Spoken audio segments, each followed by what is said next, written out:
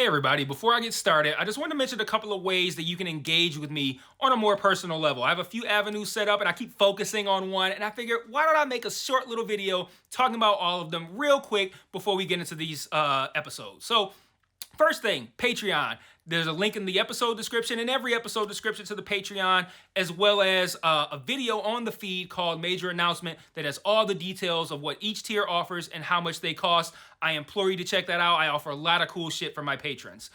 Second thing, the Discord channel. There's also a Discord link in the episode description and in every episode description. I have multiple channels set up there for each show that I'm covering, and it's a great way to just engage with me. I have a channel set up for MMA talk as well. I'm a big MMA fan, so if you're an MMA fan, you can check that out as well. There's a link to the Discord in the episode description.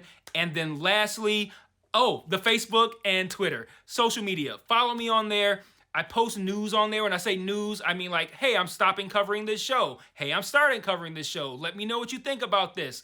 I do live watches of things on Facebook where like I'll check in and say I'm watching so-and-so show, and then I'll like live comment while I'm watching it, and that'll be cool if maybe you watch that show too and you want to watch along with me, or you're watching it later and you will see my thoughts, which are usually pretty entertaining because I'm usually pretty high when I'm writing them. So check out all those links in each episode description, and let's talk about this episode. Peace.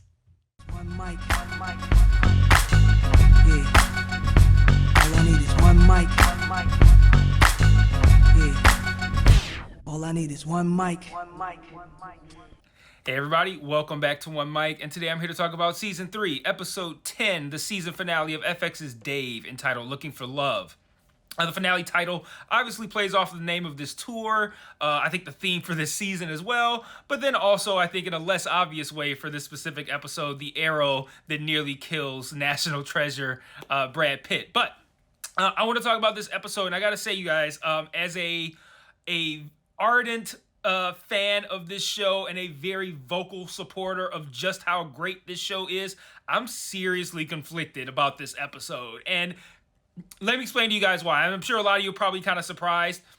As a standalone episode, this is a great Dave episode. I mean, if this was any episode other than the finale, I'd been like, oh yeah, this is one of the best episodes of the season. As the season 3 finale, subpar, And I want to explain my kind of like apathetic response to what I just called a great episode of television. Well, while I enjoyed everything that this episode gave me, precious little of it sufficiently wrapped up this season's plot lines.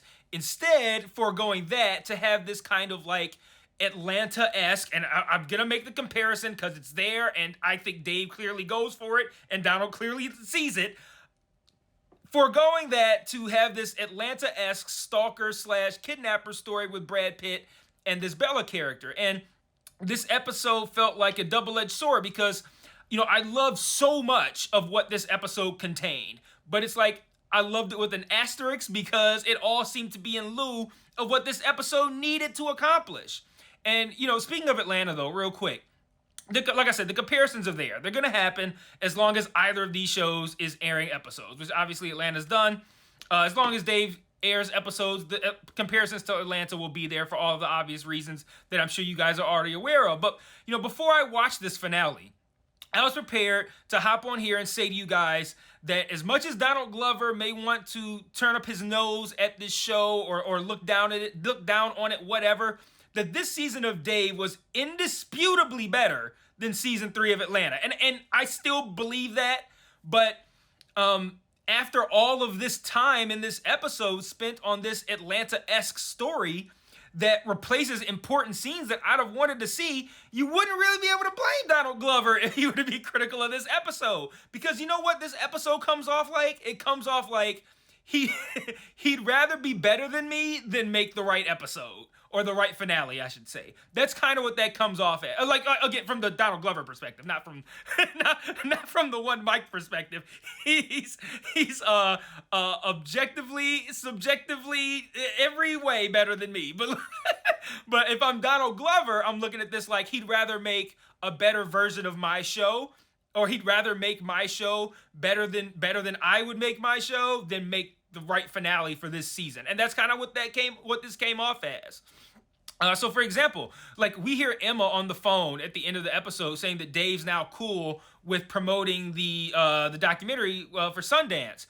Why did I have to see Bella pee on the floor instead of hearing the conversation where Emma and Dave reconcile? And of course, okay, is Emma and Dave reconciling going to be riveting or funny or like, oh my God, I can't believe that's happening? No, but it's what the fuck needed to happen in this episode. Like, it's the same as the season 2 finale. There was so much shit that needed to get addressed, and it did, and the finale was perfect. And then this one, it got, like I said, did I enjoy every minute of Bella, Dave, and Brad Pitt together? I sure as fuck did. But did I need to see the Emma and Dave conversation more than I needed to see Bella pee on the floor? You bet I fucking did. But like I said, double-edged sword. Watching her pee that much on the floor and all the stuff she said, the way she reacted, all of that was absolutely hilarious. But what's more important for the finale? The laugh of the pee on the floor or seeing Emma and Dave resolve the issues? And don't worry, I have plenty more examples of this same dynamic. This episode and this season really didn't explore what's going on with Els virtually at all. Like, we know that he's broke. That was a line that was just randomly thrown out there by him earlier in the season. In this episode, Gate is kind of like talking about what everybody's got going on, and he gets to Els. He's like, Els got his shit going on. Like, a very vague and non-specific. Vague and non-specific is redundant. It's a very vague comment about what Els has going on, and you see Els look kind of like ashamed. Mike looks at him kind of concerned. Like, there's a whole lot of unsaid shit happening here that should have been fucking said instead of not being said.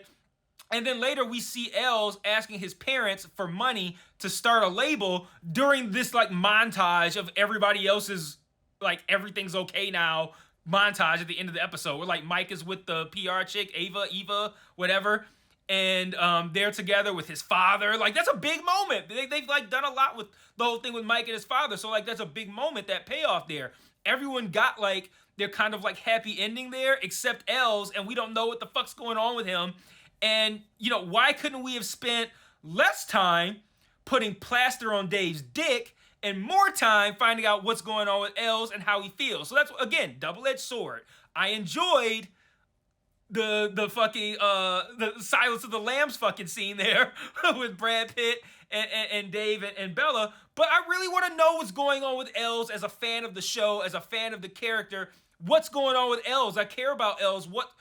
Why is he upset? I need to see that more than I need to see plaster being put on Dave's dick for laughs. You guys following with me now? I got another example. Robin barely appears in the finale, and we get a voiceover. We get a voiceover of Dave reading an email that he wrote, even though it should have been, you know, it should have been Robin's voiceover, not Dave's, but you guys get it. But we get the voiceover of Robin reading this email in Dave's voice, rather than a conversation between the two of them. And granted, she bailed. She's in Wisconsin. I get it. That's not how life works. Like, you can't, like, and I would have copped to that. If they were just instantly in a scene together, I'm gonna be like, so we go skip over how he got her to come to fucking wherever he's at, or why he went to Wisconsin, or how he went, whatever. I get that's not how it works. Maybe he does send an email first. I get it. But again, double-edged sword here with the Robin stuff. I love the Drake cameo. He's hilarious every time he's in anything.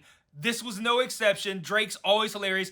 I wouldn't argue that Drake is a better actor than he is musician, just because like he makes such big hits. But I like him more as an actor than I do his music. But we're not here to talk about Drake. But this is the double-edged sword about the Robin stuff. I didn't appreciate the fake out of thinking that Dave and Robin had reconciled and were going to Africa to visit their elephant just to get the Drake cameo, because that means the resolution of Dave and Robin is now a can getting kicked down the road for season 4, and I need that in the finale, not a Drake cameo. So that's what I mean, where I'm like, I'm conflicted on this episode. I enjoyed everything I got, but I didn't like how it was in lieu of the things that I should have gotten. And that even though I like what I got, I still would have preferred the things that I should have gotten over the stuff that I did get. Or if I get the Drake cameo, it needs to be in addition to this stuff and not in lieu of it. And that's what like these cameos felt like. They felt like they were in lieu of what we needed instead of in addition to. Like, think about previous seasons, right? rappers and cameos have been a mainstay throughout this show's run. I have never felt like they replaced important storytelling aspects until these last two episodes. These ones with Rachel and Brad, these ones felt like I got Brad Pitt. I got to do something with them, and I don't know. It's like I said. While I say this was a great standalone, it's a great episode. In the middle of the season, I'm loving the Brad Pitt stuff and the Drake shit guilt-free. Instead, though, with this being the finale, I'm loving it, but got going like I wish this wasn't in lieu of what the finale should have been doing vibes coming out of it. By and large, that's the main point I want to make about this episode, but I do want to get into some of the specifics here. And I'm going to start with the celeb cameos here. Rachel McAdams and Brad Pitt. For starters, both incredible. You know, I heaped praise on Rachel last week. Again, Brad this week. I mean, he's Brad. He's never not incredible. Like, especially when he gets to ham it up like this. like him just kind of like...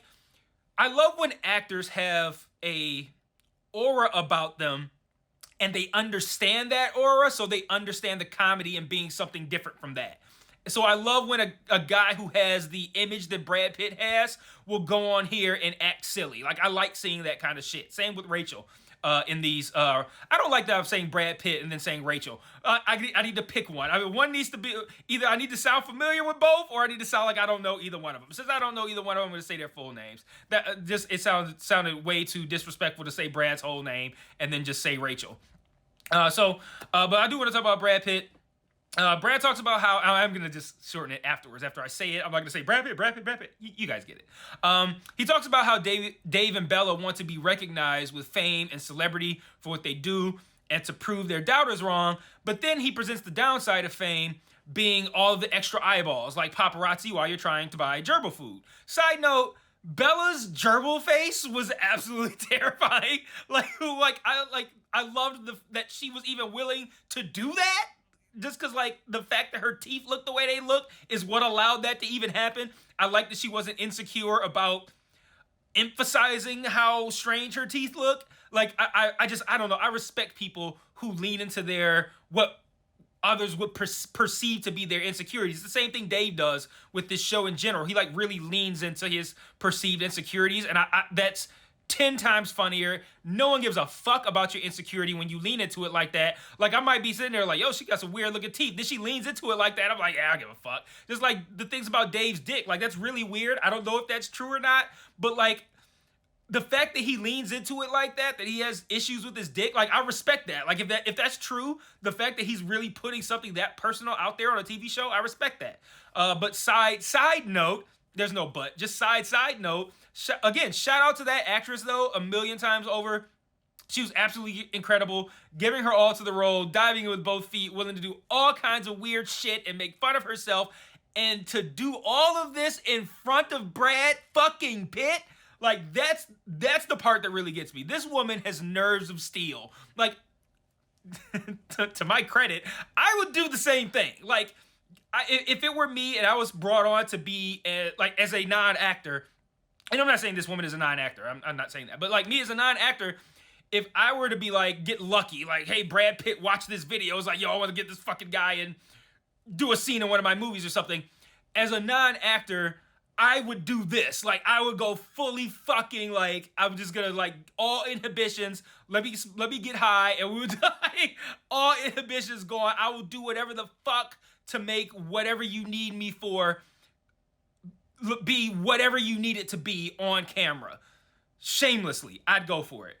But very few people are built like that. And I don't know how Dave found this actress. Or maybe she's a well-established actress. I don't want to, shit on her career. I just might be unfamiliar with her. But shout out to her for going that hard, and especially in front of Brad Pitt. Like, that was really fucking impressive. Like, when she's doing the peeing on the floor scene, and like I said, I'm shitting on it in the way of, like, how it's replacing the stuff that I feel like the episode needed. But again, I thought the scene was awesome. Like, I'm laughing. It's great. The way she's, like, peeing and telling them not to look at her in the face, and she's like, look at the pee and all this kind of shit. And I'm like, I can't believe this woman is doing this in front of Brad Pitt. Like this is crazy to me. Because, like, if it was Rachel McAdams, I'd be like, Rachel McAdams is doing this in front of, like, it's her. I feel like, okay, I would expect Rachel McAdams to be able to go there. But I don't know this woman, and she feels very much like someone who is just a PA on a video shoot. And like, I don't know, even if she's an established actress, she's not Rachel McAdams or somebody who's like uber famous and Oscar nominated and Oscar winning and all this kind of shit, right? So like, the fact that she was able to go that hard in that scene in front of Brad Pitt was really impressive to me. But as I was saying, Brad talks about them chasing fame. I went on double tangents there. Brad talks about them chasing fame and how it's not worth it. And I just find the unintentional irony of that to be funny, because it feels like actual Dave missed that lesson with just how he uses the celeb cameos on this show. Like, it's like Rachel and Brad were status symbols, and again, I'm saying their first names because I've already established who I'm talking about, were status symbols for actual Dave, and having them on the show was such a big deal that he crafted the story in these. It's almost like he had a story for these last 2 episodes, found out that he could get Rachel and Brad for the 2 episodes, and then like molded and adjusted the story around their star power, and was like, let's change the story so that it kind of fits around Rachel and it fits around Brad, instead of inserting them into the story that he was already trying to tell. And that thought felt pretty profound. I don't know, you guys tell me, but I thought that felt pretty profound. Where was I? I don't know, I just thought that wanting to make use of Brad and Rachel last week and this week superseded everything we needed to get from the main cast. But now let me talk about something real quick, something story-based that I did like. I like the very clear parallels between Bella and Dave. She says she's just like him, and that sounds ridiculous given what she does in this episode, but it's a pretty apt comparison. Like, she is him, just turned up a few notches. Not as many notches as you might think. Like, if Dave is like a 7, she's an 8. Like, it's not like she like, Dave is very close to being where she's at. Like, the way she talks about him is the same way he talks about Drake in this same episode. You know, she pulled this whole crazy stunt to get her last shot at fame, and we're all looking at it like, yo, this bitch crazy. But is this idiot? Okay, it is a little bit crazier, but like again, it's like a 7 versus an 8 crazy, when you compare it to the crazy stunt that Dave pulled, the fake death, for his fame and celebrity. So it's like, it's not, you know, it seems like a crazy comparison, but again, she's only like 1 notch above him. Like, okay, yeah, she didn't even break into Dave's house. He invited her in, and then she just kind of stayed crazy while she was in it. Like, I'd put that at like an 8, but I'd put the fake death thing at a 7. So I mean, it's not a big difference. Last thing, the Gator stuff with Nut House didn't work for me either in these last 2 episodes, but the show is treating Nut House as exploiting Gator. So if the exploitation aspect of it will be explored in season 4, I'm with it. Cool. Especially because, in my opinion, it's an interesting conversation to discuss, yeah, I'm being exploited, but I don't give a fuck because I want the bag. Like, I feel like that's an interesting conversation for Gator to have with, you know, say, you know, Mike or Emma or Els, something like that. Just because I feel like Gator does a great job of making really, really good points that I think people miss by trying to make the point that they think other people want to hear. Because, like, the point everybody you're supposed to make is that Nut House is exploiting Gator, and it's like, oh, you shouldn't do that. It's exploiting you. Like, why would you do that? But Gator makes the point, like, I don't give a fuck. I want the bag. Like, they can make fun of me all they want. And he's always said that. Like, he doesn't have any shame about how people perceive him. Like, he just wants what he wants, and if he gets it, he gets it. Like, he's not thinking about how that looks. And so, like, I don't really mind if they explore the exploitation aspect, but I didn't really like that stuff at the end. Like I said, I was disappointed in the one episode, I think it was the second to last one, where it looked like he was going to a mental, like a panel or whatever, and then all he did was go up there and say cognitive dissonance, and then that was it, and then he got the Nut House offer. And I just felt like, oh, that felt like they were, to me, it felt like they were exploiting the mental shit. So, but again, if they're gonna deal with exploitation, I'm cool. But like, okay, I forgot this point. Does Gator now have a responsibility to his fans and other people out there with mental illness? And when I say Gator, I mean Gator the person, the actor, the man, not Gator the character. Like, does he now have that responsibility to fans of this show and other people out there with mental illness to have this exploitation conversation. Explored throughout the show, obviously. Not him going on like Larry King or some shit. But maybe we could have explored that topic in the finale too, though, if we weren't spending time watching Brad Pitt sing autotune. So, so again, we could have had that too. But you guys now see my point. Great episode, mediocre finale. Like you get it now, right? So I'm gonna close with a couple of thoughts. No Allie in this episode either. See my previous issue with how the main cast was shunned in favor of celebs. The names Dave messed up, hilarious. Kegel Michael Key and Lin Manuel Manuel. That was great. When Brad Pitt said he's bad with faces, and it was like, I even did it to Seal. Like, I feel like that joke's gonna be lost on like 90% of the Dave audience. But the idea that Brad Pitt said he's bad with faces and he forgot Seal's face, Google Seal's face. See how wild of a joke that was for Dave to write, or whoever wrote the episode, for them to write, and for Brad Pitt to say. It's a wild thing to say. Brad telling Dave to not nod visibly while he's wearing the headphones, when nodding while wearing headphones just makes it look like you're listening to music, that was funny to me. It's like, don't nod visibly. I'm like, if he nods visibly, he can just make it look like he's listening. Yeah, yep, that's what's going on. Yep, yeah, okay, I'll go attack her. He ain't gotta say them words, he can just do it. But, and then lastly, another great Brad Pitt moment, the no with the Chinese accent. Like, I yelled, because like, look, I knew he was going to do something, and I knew it was going to be funny, but it was way funnier that he kind of did it almost as like a slip, like he fell into doing the accent, rather than him going, oh, okay, all right, I'll do it, and then saying a sentence in the accent. That probably would have been funny, but it would have been 10% as funny as him making it look involuntary, and just like it just blurted it out. That was fucking hilarious. So, real quick, wrapping all of this up. Season 3, I'm putting up a 1 and saying season 3, but I'm talking about point number 1. Season 3 was great. This is, again, not likely, it will be in my top 10 of this year. And this episode was, again, a really great episode of Dave. It just did not work, I think, as the finale.